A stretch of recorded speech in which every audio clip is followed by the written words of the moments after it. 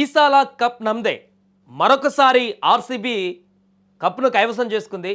నరాలు తెగేటువంటి ఉత్కంఠ బాలుబాలికి మారినటువంటి సమీకరణాలు, గెలుపు కోసం ఆఖరి వరకు పోరాటం.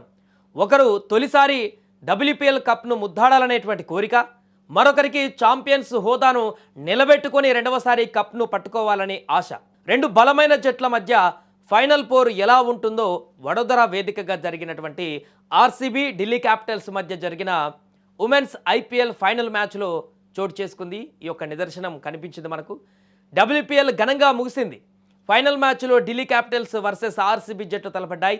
ముందు టాస్ గెలిచి బౌలింగ్ ఎంచుకున్నటువంటి ఆర్సీబీ ఢిల్లీని బ్యాటింగ్కి ఆహ్వానించింది. అయితే ఆరంభంలో 2 ఓవర్లు కాస్త ఇబ్బంది పడ్డ ఢిల్లీకి బ్యాటర్స్ ఆ తర్వాత పుంజుకున్నారు. ఎడాపెడా ఫోర్లు కొడుతూ స్కోర్ బోర్డును పరుగులు పెట్టించారు. అయితే తక్కువ స్కోర్ వ్యవధిలోనే ఇద్దరు ఓపెనర్లు అవుట్ అయిన ఆ తర్వాత వచ్చినటువంటి ఢిల్లీ క్యాపిటల్స్ జమీమా మరో బ్యాటర్ లారా ఓల్వార్డ్స్తో భారీ స్కోరుకు పునాదులు వేశారు. ఇక ఆఖర్లో హెన్రీ విధ్వంసం సృష్టించడంతో ఢిల్లీ 203 భారీ స్కోర్ను చేసింది. ఇక లక్ష్య ఛేదనలో బరిలోకి దిగినటువంటి ఆర్సీబీకి రెండో ఓవర్లోనే షాక్ తగిలింది. మంచి ఫామ్ కనిపించినటువంటి గ్రేస్ హరీస్ 9 పరుగుల వద్ద అవుట్ కావడంతో ఇక ఆర్సీబీ గెలవడం పక్కన పెడితే కనీసం పోటీ కూడా ఇవ్వలేదు అనుకున్నారంతా. ఇక ఆ తర్వాత వచ్చిన మరో బ్యాటర్ జార్జియా వోల్ ఆర్సీబీ కెప్టెన్ స్మృతి మందానతో కలిసి పరుగుల సునామీ సృష్టించారు.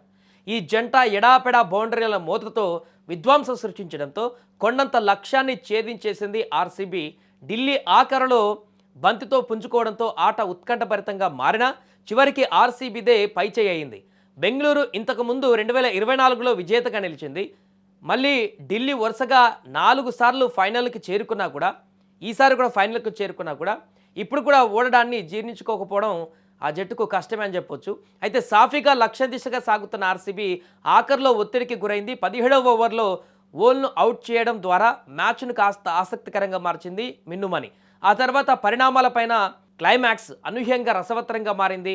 ఆఖరి 3 ఓవర్లలో ఆర్సీబీకి 27 పరుగులు అవసరం కాగా 18వ ఓవర్లో 9 పరుగులే ఇచ్చిన నందిని రిచా అవుట్ చేసింది. రిచాను కూడా తర్వాత ఓవర్లో హెన్రీ 8 పరుగులే ఇచ్చి ప్రమాదకర స్మృతిని వెనక్కి పంపింది.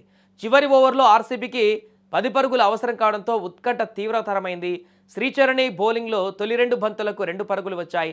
కానీ ఆ తర్వాత కవర్ మీదుగా వరుసగా 2 బౌండరీలు బాదిన రాధా యాదవ్ ఆర్సీబీని సంబరాల్లో ముంచెత్తింది. 19వ ఓవర్లో స్మృతి అవుట్ అయిన వెంటనే రాధా ఇచ్చిన ఓ తేలికైన క్యాచ్ను మిన్నుమని జారవిడిచి ఉండకపోతే మ్యాచ్ ఫలితం భిన్నంగా ఉండేదేం. ఆ తప్పిదానికి 2 పరుగులు కూడా వచ్చాయి. ఇక 5వ బంతికి బౌండరీ కొట్టిన రాధా యాదవ్ ఆర్సీబీని విజయపదంలో నడిపించింది. దీంతో డబ్ల్యూపీఎల్లో వరుసగా రెండవసారి టైటిల్ని సొంతం చేసుకుంది ఆర్సీబీ.